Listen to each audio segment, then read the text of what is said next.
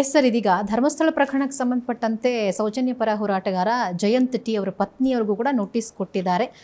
ಅವರು ಹೇಳ್ತಾರೆ, ವಿಚಾರಣೆ ಕರೆದಂಥ ಸಂದರ್ಭಗಳಲ್ಲಿ ನಾವು ಯಾರೇ ಹೋರಾಟಗಾರರು ಬಂದರೂ ಕೂಡ ನಾವು ಅವ್ರಿಗೆ ಆಶ್ರಯ ಕೊಡ್ತೀವಿ, ಆಶ್ರಯ ಕೊಡೋದು ತಪ್ಪಾ? ಎಸ್, ತಪ್ಪತ್ತಲ್ಲ, ಆಶ್ರಯ ಕೊಡೋದು ತಪ್ಪಾ ಅಂತ ಸರ್. ಹೋರಾಟಗಾರರು ಬರ್ತಾರೆ, ಬಂದ ಮಾತಾಡ್ತಾರೆ, ಅವರೆಲ್ಲ ಹೋರಾಟಗಾರರು. ಜಯಂತ್ ಕೂಡ ಹೋರಾಟಗಾರ. ಯಾವುದಕ್ಕಾಗಿ ಹೋರಾಟ ಮಾಡ್ತಿದ್ದಾರೆ? ಯಾರ್ಯಾರು? ಸೌಜನ್ಯ ಬಿಸಿ ಈಗ 13 ವರ್ಷ ಆಯಿತು, ಬರೆಯೋಕ್ಕೆ ಸಾಧ್ಯ ಆಗ್ತಾ ಇಲ್ಲ ಅಲ್ವಾ? So natural. ಸೊ ಹೋರಾಟ ಮಾಡೋದೇ ಕ್ರೈಮ್ ಅನ್ನುವ ರೀತಿ ಮಾತನಾಡಿದರೆ ಯಾಕೆ ಕ್ರೈಮ್? ಅದು ಅಪರಾಧನ? ಹೋರಾಟ ಮಾಡೋದು ಅಪರಾಧನ? ಸತ್ಯ ಹೊರಗೆ ಬರಲಿ ಅನ್ನೋದು ಅಪರಾಧನ? ಅಲ್ವಲ್ಲ. ಸೊ ಆದರೆ ಇವರೆಲ್ಲ ಕರೆದು ತನಿಖೆ ಮಾಡಿ ತನಿಖೆ ಯಾವ ಕಡೆ ಹೋಗುತ್ತೆ ಅನ್ನುವ ಪ್ರಶ್ನೆ ಇದೆ. That is a different issue. ಹೋರಾಟಗಾರಿಗೆ ಆಶ್ರಯ ಕೊಡಬೇಡಿ, ಇನ್ನೊಂದು ಮಾಡಬೇಡಿ ಅಂದರೆ ಯಾರು ಏಜೆಂಟ್ರಾಗಿ ಮಾತಾಡ್ತಾರೆ ಇವರು? ಯಾರು ಏಜೆಂಟ್ರು ಇವರು? ಹಿಂಗೆ ಹೇಳುವವರು ಯಾರು ಏಜೆಂಟ್ರು ಅಲ್ವಾ?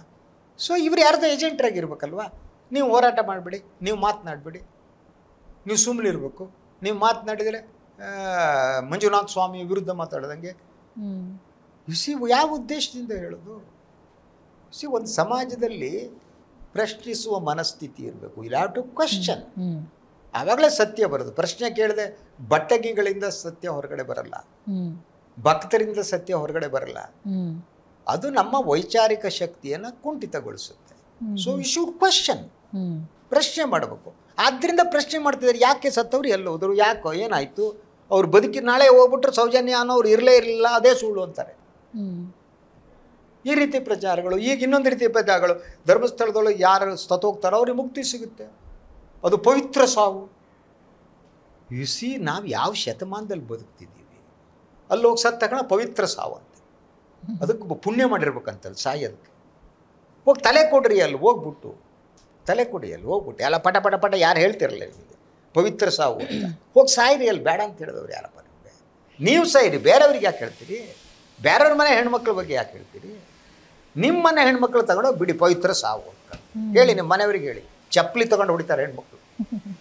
ಅಲ್ಲಿ ಸತ್ರ ಪವಿತ್ರ ಸಾವು, ನೀವೆಲ್ಲ ಹೋಗಿ ಧರ್ಮಸ್ಥಳ ಸಾಯಿರಿ ಅಂದರೆ ಹೆಣ್ಮಕ್ಳು, ಎಲ್ಲ ಹೆಣ್ಮಕ್ಳು ಸೇರಿ. ಯಾಕೆಂದರೆ ಹೆಣ್ಮಕ್ಳಿಗೂ ಇವತ್ತಿನ ದಿನ ಜಾಗೃತರಾಗಿದ್ದಾರೆ. ಹಳೆ 100,000 ವರ್ಷದ ಹಿಂದಿನಲ್ಲ, ಚಪ್ಪಲಿ ತಗೊಂಡು ಹೊಡಿತಾರೆ ಈ ಪವಿತ್ರ ಸಾವು ಅಂದವರಿಗೆ. ಬಿಡಲ್ಲ ಜನ. ಸೊ ಆ ಕಾರಣಕ್ಕಿದ್ದಲ್ಲ ಈ ರೀತಿ ಪ್ರಚಾರಗಳನ್ನು ಹೇಳ್ಕೊಂಡು ಬರ್ತಾರೆ. ಈ ಜಯಂತ್ ಅವ್ರ ಪತ್ನಿ ಸ್ಟೇಟ್ಮೆಂಟ್ ಅಷ್ಟು ಇಂಪಾರ್ಟೆಂಟ್ ಆಗುತ್ತೆ ಸರ್? ಅಲ್ಲಲ್ಲ, ಈ ಸಂದರ್ಭದಲ್ಲಿ ಸ್ಟೇಟ್ಮೆಂಟ್ ಇವರು ಎಲ್ಲರ ಸ್ಟೇಟ್ಮೆಂಟನ್ನು ಕೇಳ್ತಾರೆ. ಜಯಂತ್ ಅವ್ರ ಪತ್ನಿ SIT ಕೇಳ್ತಾರೆ. SIT ತನಿಖೆಯ ಭಾಗ ಅದು. ಈಗ ಎಲ್ಲರಿಗೂ ಯೂಟ್ಯೂಬರ್ ಕರೆದ್ರಪ್ಪ ನಿನ್ನೆ ಅಲ್ವಾ? ಸೊ ಅವ್ರು ಕರೆಕ್ಟ್ ತನಿಖೆ ಮಾಡಬೇಕು. ನೀವು ಹಿಂಗೆ ಪ್ರಚಾರ ಮಾಡಿದ್ಯಲ್ಪ, ಇದೇನು, ಇದರಲ್ಲಿ ಯಾವ ಸತ್ಯ ಯಾವ ಸುಳ್ಳು, ನಿನ್ನ ಹತ್ರ ಯಾವ ಬಾಟ್ಲಿದೆ, ಸರಳವಾದ್ದು. ಜಯಂತ್ ಅವ್ರ ಹೋರಾಟಗಾರರು ಅವರು ಶ್ರೀಮತಿ ಹತ್ತಿರ ಕೇಳ್ತಾರೆ, ಬೇರೆ ಬೇರೆ ಆ್ಯಂಗಲ್ನಲ್ಲಿ ನೋಡೋಕ್ಕೆ ಟ್ರೈ ಮಾಡ್ತಾರೆ. ಸೊ ಇವ್ರ ನಡುವೆ ಎಲ್ಲರೂ ದುಡ್ಡು ಬಂತಾ, ಯಾರು ದುಡ್ಡು ತಗೊಂಡ್ರೆ, ಇನ್ನೊಂದು ಮಾಡಿದ್ರೆ, these are natural things. SIT enquiry ಮಾಡುವ ರೀತಿ ವಿಧಾನಗಳಾಗ್ತಾರೆ. They will do it. What is wrong with that? ಅಂದರೆ ಹೋರಾಟಗಾರರು ಆಶ್ರಯ ಕೊಡುವುದೇ ಒಂದು ದೊಡ್ಡ ಅಪರಾಧ ಅನ್ನೋ ಥರದಲ್ಲಿ ಅದನ್ನು ಮಾಧ್ಯಮಗಳು ಪ್ರತಿಬಿಂಬಿಸ್ತಾವೆ. ಹೋರಾಟ ಮಾಡುವುದೇ ದೇಶದ್ರೋಹ, ಧರ್ಮದ್ರೋಹ. ಧರ್ಮಸ್ಥಳದಲ್ಲಿ ಯಾಕ್ರೋ ಅಲ್ಲಿ ಯಾರೋ ಸತ್ರಲ್ಲೋ ಧರ್ಮದ್ರೋಹ ಮಾತಾಡಬೇಡಿ. ಹೆಣ ಬಿದ್ದಿದ್ದೆಲ್ಲ ಪವಿತ್ರ ಸಾವುಗಳು, ನೇರವಾಗಿ ಸ್ವರ್ಗದಲ್ಲಿ ಒಂದು ಸ್ಥಾನ. ಎಲ್ಲ ಈ ಧಾರ್ಮಿಕ ಭಯೋತ್ಪಾದಕರು ಮಾತನಾಡೋದೇ ಹೇಗೆ? ಸೊ ಮುಸ್ಲಿಂ ಧಾರ್ಮಿಕ ಭಯೋತ್ಪಾದಕರು ಹಿಂಗೆ ಅಂತಾರೆ, ಅಲ್ಲಿ ಜನ್ನತ್ತ ಅನ್ನೋದಲ್ಲೊಂದು ನಿಮ್ಗೊಂದು ಜಾಗ ರಿಸರ್ವ್ ಆಗಿರುತ್ತೆ, ಸಾಯಿರಿ ಅಂತಾರೆ. ಇವರು ಅದೇನೆ, ನೀವು ಧರ್ಮಸ್ಥಳಕ್ಕೆ ಹೋಗಿ ಸಾಯಿರಿ, ಇನ್ನೆಲ್ಲ ಹೋಗಿ ಸಾಯಿರಿ, ಅಲ್ಲಿ ಸತ್ತರೆ ಮೇಲ್ಗಡೆ ಅಲ್ರಿ, ಇಲ್ಲಿ ಬದುಕ್ತೀವಿ ಬಿಡ್ರಪ್ಪ.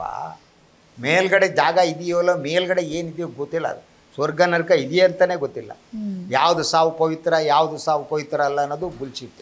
ಎಲ್ಲಿ ಸತ್ರು ಅನ್ನೋದು ಇಂಪಾರ್ಟೆಂಟ್ ಅಲ್ಲ, ಹೆಂಗೆ ಸತ್ರು ಅನ್ನೋದು ಇಂಪಾರ್ಟೆಂಟ್ ಅಲ್ಲ ಸರ್. ಈಗ ಬರಬೇಕಾದ್ದು ಯಾಕೆ ಸತ್ರು ಅವರು, ಅದನ್ನು ಪ್ರಶ್ನೆ ಮಾಡಬೇಕಾಗಿದೆ, ತನಿಖೆ ಆಗಬೇಕಾಗಿದೆ. ಆದರೆ ಅದಕ್ಕೆ ಬೇರೆ ಬೇರೆ ಆ್ಯಂಗಲ್ಗಳನ್ನು ಕೊಡ್ತಾ ಹೋಗೋದು, ಎಲ್ಲರೂ ಒಂದು ಒಬ್ಬರು ಸೇರ್ಕೊಳ್ಳೋದು, ಅದಕ್ಕೆ ಇನ್ನೊಂದು ವಾತಾವರಣವನ್ನು ಸೃಷ್ಟಿ ಮಾಡೋದು, ಎಲ್ಲರಿಗೂ ಅನಿಸ್ಬೇಕು.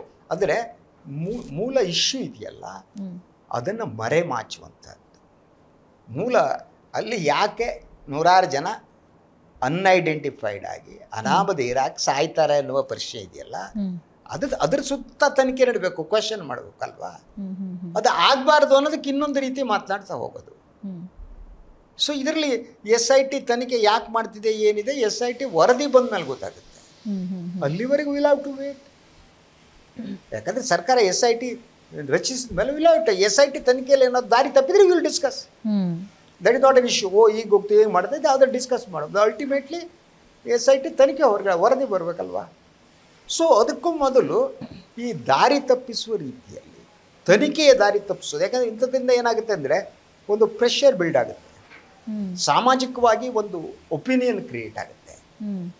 ಆ ಒಪಿನಿಯನ್ ಕ್ರಿಯೇಟ್ ಮಾಡೋದಕ್ಕೆ ಮಾಧ್ಯಮಗಳು ಟ್ರೈ ಮಾಡೋದು, ಯಾರೋ ಅವ್ರ ಪರವಾಗಿ.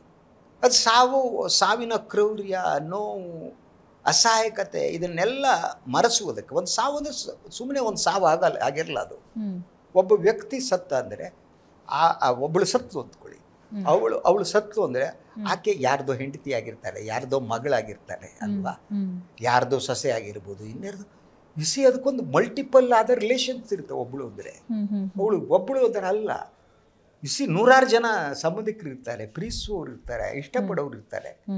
ಬಿಸಿ ಅವರಿಗೆಲ್ಲ ನೋವಲ್ವದು. ಅದು ಏನ್ರಿ ಹಿಂಗಾಯ್ತು ಅಂದರೆ ಪವಿತ್ರ ಸಾವು, ಆರಾಮಿರಿ, ಯಾರು ಕ್ವಶನ್ ಮಾಡಿಬಿಡಿ, ಅದು ಪವಿತ್ರ. ಅಲ್ಲಿ ನದಿಯೂ ಪವಿತ್ರ, ಅಲ್ಲಿರುವ ಜನರು ಪವಿತ್ರ. ಅವರೆಲ್ಲ ನೇರವಾಗಿ ದೇವ್ರ ಜೊತೆ ಡೈರೆಕ್ಟ್ ಕಾಂಟ್ಯಾಕ್ಟ್ ಇರೋರು, ಹಾಟ್ಲೈನ್ನಲ್ಲಿ ಮಾತಾಡೋ ಜನ ಅವರೆಲ್ಲ ಅಂತ ಹೇಳ್ಕೊಂಡು ದೇವ್ರ ಜೊತೆ ಮಾತಾಡ್ತಾರೆ. ನಿಮ್ಮ ಕಲನ್ಸು ಅದೇನು ರೀ KSRTC ಬಸ್ ಏನ್ರಿ ಅಲ್ಲಿ ಸ್ವರ್ಗದಲ್ಲಿ ಸೀಟು ಇಟ್ಬಿಡೋಕ್ಕೆ? ನಾವು ಬಸ್ಗಳಿಗೆ, ಟ್ರೈನಿಗೆ, ಫ್ಲೈಟ್ಗೋ ಟಿಕೆಟ್ ಬುಕ್ ಮಾಡ್ತೀವಪ್ಪ, ರಿಸರ್ವೇಷನ್. ಅದೇನು ರಿಸರ್ವೇಷನ್? ದೇವ್ರ ಜಾಗ ಅಂತಂದರೆ ಅದೇನು ಬಸ್ಸಾ? ಟ್ರಾವೆಲ್ ಅದು ರಿಸರ್ವ್ ಮಾಡಿಡೋಕ್ಕೆ. ಅಲ್ಲಿ ಇದು ಪವಿತ್ರ ಸಾವು, ನಿಮ್ಗೆ ಅಲ್ಲಿ ರಿಸರ್ವ್ ಆಗಿರುತ್ತೆ, ಸಾಯಿರಿ ಅನ್ನೋದು. ಇದು ಅನಾಗರಿಕವಾದ ಜಗತ್ತಿನಲ್ಲಿ ಮಾತ್ರ ಇದು ನಡೆಯೋಕ್ಕೆ ಸಾಧ್ಯ. ನಮ್ಮದು ಅನಾಗರಿಕ ಜಗತ್ತು, ಮಹಾನ್ ಮೂಢ ಜನ ನಾವು. ಮೌಢ್ಯ ನಮ್ಮಲ್ಲಿ ತುಂಬಿದೆ. ಯಾವ ರೀತಿ ಮೌಢ್ಯ ತುಂಬಿದೆ ಅಂತಂದರೆ ಅದಕ್ಕೆ ಇದೇ ಇಲ್ಲ. ಇವತ್ತು ಯಾವುದೋ ಒಬ್ಬರು ಜ್ಯೋತಿಷಿ ದಿನ ಬರೋರು ಯಾವುದೋ ಒಬ್ಬರು ಹಾಕಿದ್ದು ನೋಡಿದೆ ನಾನು. ನಿಮ್ಮ ಮನೆ ಎದುರು ಪಪ್ಪಾಯಿ ಗಿಡ ಇದೆಯೇ, ನಿಮಗೆ ಕಂಟಕ ಕಟ್ಟಿಟ್ಟ ಬುತ್ತಿ ಪಪ್ಪಾಯಿ ಗಿಡ ಕಡೀರಿ ಅಂತ ಯಾವುದೋ ಒಂದು ನಂಬರ್ 1 ಚಾನಲಲ್ಲಿ ಯಾವುದೋ ಜ್ಯೋತಿಷಿ ಹಾಕಿದ್ದಾರೆ. ಬೆಳಗ್ಗೆ ನೋಡಿದೆ. ಯಾವ ಗಿಡ ಕಡಿಬೇಕು, ಯಾಕೆ ಕಡಬೇಕು, ಏನಿದು? ಇದೇನು ದೇಶನ ಇದು? ಅಯೋಗ್ಯರು ಮೂಢರ ಸಂತೆ. ಅಂದರೆ ಹಿಂದೆ ಅನಾಗರಿಕ ಸಮಾಜ ಇತ್ತು, ಮಿಡ್ಲಲ್ಲಿ ನಾಗರಿಕ ಸಮಾಜವಾಗಿ ಬದಲಾಯಿತು. ಈಗ ಪುನಃ ಮತ್ತೆ ಅದು ಪೂರ್ಣ ಅನಾಗರಿಕ ಸಮಾಜವಾಗಿ. ಏನು ಗೊತ್ತಾ, ನಮಗೆ ಈ ದೇವರು ಧರ್ಮದ ಬಗ್ಗೆ ಕಲ್ಪನೆ ಇಲ್ಲ. ದೇವರು ಮತ್ತು ಧರ್ಮ ಇದೆಯಲ್ಲ, ದೇವರನ್ನು ಅರ್ಥ ಮಾಡಿಕೊಳ್ಳೋದಕ್ಕೆ ಧರ್ಮ ಇದೆ, ಬೇರೆ ಅಲ್ಲ. ಮತ್ತು ದೇವರು ಮತ್ತು ಧರ್ಮದ ನಡುವೆ ಮಧ್ಯವರ್ತಿಗಳು ಬೇಕಾಗಿಲ್ಲ, ವ್ಯಕ್ತಿಗಳ ನಡುವೆ. ನೀವು ದೈವ ಭಕ್ತಿ ಆದ್ರೆ ಆಗಿರಿ. ಅದು ನೀವು ಜಗಳ ಮಾಡಿದ್ರೆ ಜಗಳ ಮಾಡಿ ದೇವ್ರ ಜೊತೆ, ಪ್ರೀತಿ ಮಾಡಿದ್ರೆ ಅದಕ್ಕೆ ಯಾರು ಮೂರನೇ ನಾವು ಬೇಕಾಗಿಲ್ಲ. ಅದಕ್ಕೆ ಏಜೆಂಟ್ರು, ದೇವರ ಏಜೆಂಟ್ರನ್ನ ಇಟ್ಟಿರಲ್ಲ. ಇವರೆಲ್ಲ ದೇವರ ಏಜೆಂಟ್ರುಗಳಂತ ಹೇಳುವವರು. ಧರ್ಮಸ್ಥಳದಲ್ಲಿ ಇರುವವರು ದೇವರ ಏಜೆಂಟ್ರೆ, ಉಡುಪಿಯಲ್ಲಿರುವವರು ದೇವರ ಏಜೆಂಟ್ರುಗಳೇ. ಅವ್ರು ದೇವರಲ್ಲ, ಏಜೆಂಟ್ರು, ಕಮಿಷನ್ ಏಜೆಂಟ್ಗಳು. ನಾವು ಕಮಿಷನ್ ಏಜೆಂಟ್ರು ಇಟ್ಕೊಬಿಟ್ಟು ದೇವ್ರನ್ನ ಮರೆತು ಬಿಡ್ತಿದ್ದೀವಿ. ದೇವ್ರ ನೆನಪಿಟ್ಕೊಳ್ಳಿ, ದೇವ್ರ ಪೂಜೆ ಮಾಡಿ. ನೀವು ಹಿಂದೂ ಆದರೆ ಒಳ್ಳೆ ಹಿಂದೂ ಆಗಿ, ಮುಸ್ಲಿಂ ಆದರೆ ಒಳ್ಳೆ ಮುಸ್ಲಿಂ ಆಗಿ, ಕ್ರಿಶ್ಚಿಯನ್ ಆದರೆ ಒಳ್ಳೆ ಮುಸ್ಲಿಂ ಆಗಿ, ಕ್ರಿಶ್ಚಿಯನ್ ಆಗಿ. ಒಳ್ಳೆ ಮುಸ್ಲಿಮ್ನಿಂದಾಗಲಿ, ಒಳ್ಳೆ ಕ್ರಿಶ್ಚಿಯನ್ರಿಂದಾಗಲಿ, ಒಳ್ಳೆ ಮುಸ್ಲಿಮ್ರಿಂದಾಗಲಿ ಸಮಾಜಕ್ಕೆ ಕೆಡಕಾಗಲ್ಲ. ಮಧ್ಯವರ್ತಿಗಳಿಂದ ಆಗಿರುತ್ತೆ, ಮಿಡ್ಲ್ ಮ್ಯಾನಿಂದ.